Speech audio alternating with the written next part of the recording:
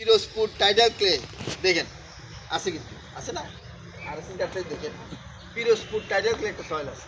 হ্যাঁ, তো এই সয়েলটাকে পরবর্তীতে আমরা পিরোজপুর বলছি। যখন নির্দেশিকা করতে যাই এটা সংক্ষেপ করে পিরোজপুর বলছি। তাহলে পিরোজপুর সয়েলের ক্রাইটেরিয়া হলো 1 মিটারের ভিতরে ওই যে জৈব যে অংশটা সেটা থাকবে পিকে, আর ওইটা 1 মিটারের নিচে। এখন ক্লাসিফিকেশানে আসি। এই সয়েলটা বেসিক্যালি আমরা ওইখানে দেখছিলাম কি সারা কি দেখছিলাম, brown, yellowish brown, light brown, brown বলছিলাম। এই সয়েলটার মধ্যে উপরে ব্রাউন থাকতে পারে, কিন্তু তার নিচে এসে বইটা দেখেন অলিভ থেকে চেঞ্জ হয়ে গেছে ব্রাউন, লাইট ব্রাউন বা অলিভ ব্রাউন যাই থাকুক, ওইটা কোনো কোনো জায়গায় আছে। কিন্তু যখনই আপনি নিচের দিকে যাবেন, মানে প্লাউপেন থেকে শুরু করে, তখন দেখবেন ওইখানে হয়ে গেছে গ্রে দিকে, অলিভ গ্রে, লাইট গ্রে এরকম হয়ে গেছে। হ্যাঁ, তার মানে কেন গ্রে হয়েছে? গ্রে হয়েছে আমি কিন্তু এখানে বলছিলাম যে এখানে ওয়াটারের ইফেক্ট যখন আসবে তখন সয়েলের বর্ণ পরিবর্তন হয়ে যাবে, সেটা গ্রের দিকে টানবে। তার মানে এখানে দুইভাবে ওয়াটার আসে। একটা হলো এই ইন্টারনাল ইনক্লুশন, সাগরের পানি কিন্তু এই ক্যাপিলারি পথ দিয়ে সাইডে উপরে নিচে নড়ে কিন্তু। তাইলে যখনই সাগরে হাই টাইড হয় তাহলে ভিতর দিয়ে পানি আসতেছে, আবার যখন বৃষ্টিপাত হয় পানি পরে নিচের থেকেও পানি উঠতেছে। তার মানে এই সয়েলটা একটা টাইমে স্যাচুরেশন কন্ডিশনে থাকে, উপরের দিকে একটু কম থাকলো যেহেতু মিডিয়াম হাইল্যান্ড কিছু রেস্ট পাইছে। হ্যাঁ, ড্রাই সিজনটাতে তারপর এটা অলমোস্ট পানির মধ্যে হালকা পাতলা পানি টাচে থাকে, সেই জন্য এটার কালারটা টপসরের থেকে নিচের দিকে গেলে গ্রেইশের দিকে থাকে। এখন আসি, গ্রেইশ থাকলে থাম রুল। আমরা বলছি না ক্যাম্ব্রিজ সয়েলের কালার কি ইয়েলোইশ ব্রাউন, ব্রাউনের দিকে। হ্যাঁ, ক্রোমা ভ্যালু 2 বা নিচে 1। আর যখনই গ্রে হয়ে যাবে তখন ক্রোমা ভ্যালু হয়ে যাবে 3 বা তার উপর। কালার চার্ট যখন দেখবেন 3 বা তার উপর। আর এই যখন হবে কালারটা গ্রে, গ্রে হওয়ার কারণ হচ্ছে ওই যে ওয়াটারের কারণে ওই ক্রোমা ভ্যালুটা চেঞ্জ হয়েছে 3। যখনই 3 বা তার উপরে যাবে সয়েলটার নাম পাল্টায় যাবে। ওইটা যেমন ক্যাম্বিসল ছিল, এটা দুটাই ইনসেপ্টিসলে যেহেতু ফর্মেশনে শুরু, এটার নাম হয়ে যাবে গ্রেসল।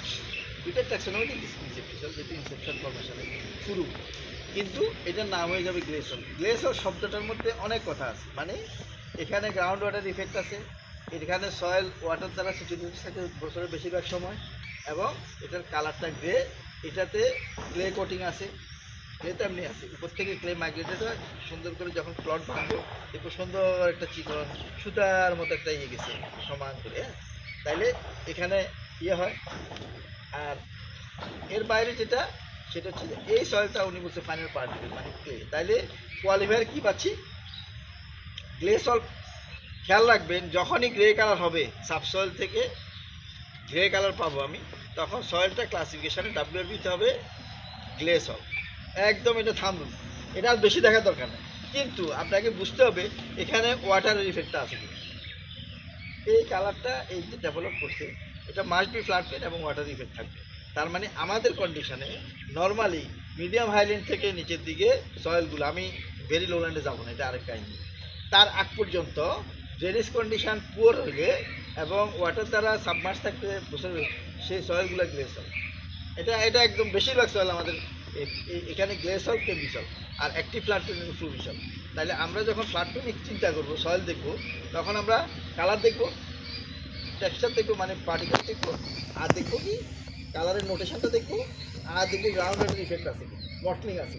তাহলে এটার নোটেশন কী হবে? যখন আমি হরাইজন করবো দিব না নামগুলা, দিতে গেলে উপরে AP1 AP2 থাকতে পারে, এটা বাদ দিলাম। বি থেকে যেটা শুরু হবে এখানে জি থাকবে, যদি মিডিয়াম হাইল্যান্ড হয় গ্রাউন্ড ওয়াটারের ইনফ্লুয়েন্স থাকলে একটা নোটেশন বলছে সাথে, ওইখানে লিখছি এপি।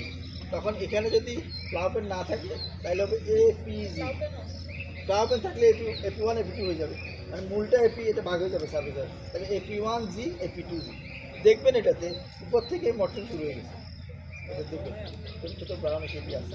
তাইলে আমরা AP1 AP2, তারপর যখন বি আসবো স্ট্রাকচার ফর্মেশন দেখবো দেখলে তখন ওটার আমরা দিব কি, আগে দিয়েছিলাম ডাব্লিউ কেম্বিক বি হরাইজন, এখানেও কেম্বিক বি হরাইজন আছে, বাট এখানে আমরা কেম্বিক ডাব্লিউটা না লিখে তাহলে যখন যেহেতু বি আছে, বি বলে দিচ্ছে এখানে কেম্বিক হরাইজন ডেভেলপ করছে, এই স্ট্রাকচার ডেভেলপ করছে কারণ আমি বলছি না সকালে যে স্ট্রাকচার স্টার্ট হইলে বিয়ে স্টার্ট হবে।